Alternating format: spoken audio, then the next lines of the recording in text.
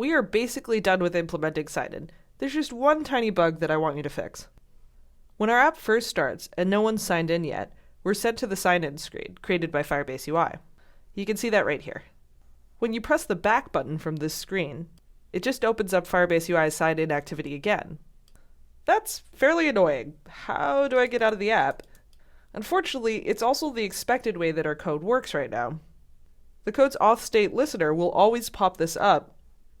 When you press the back button, you're trying to go back to the main activity, but the main activity automatically triggers this login flow to appear if you're not signed in, creating an infinite loop of sorts. Now the app should just let us exit if we press the back button. So let's figure out how to do that.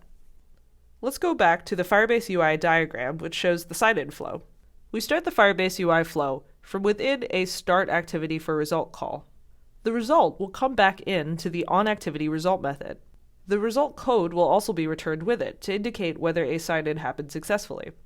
Firebase UI uses the standard result OK and result cancelled result codes. Result OK means that the sign-in process completed successfully, and result cancelled means that the sign-in process wasn't completed successfully, like when the back button is pressed. In our app, we attach the auth state listener in onResume. What's helpful about this is that onActivity result gets called before onResume. So you can see what was returned in onActivity result before all that auth state listener stuff happens that causes that endless loop with the login flow appearing. And if you see that in fact the sign-in was cancelled, you can just exit the app. Okay, let's add that to the code. In the main activity, right below my onCreate method, I am going to override onActivity result. Now I get to use that RC sign-in constant that I made before.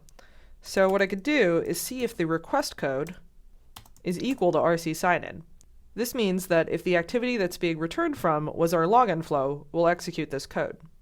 Then I can see whether the result was okay or not by checking the result code. If the user signed in, I'll go ahead and show a toast.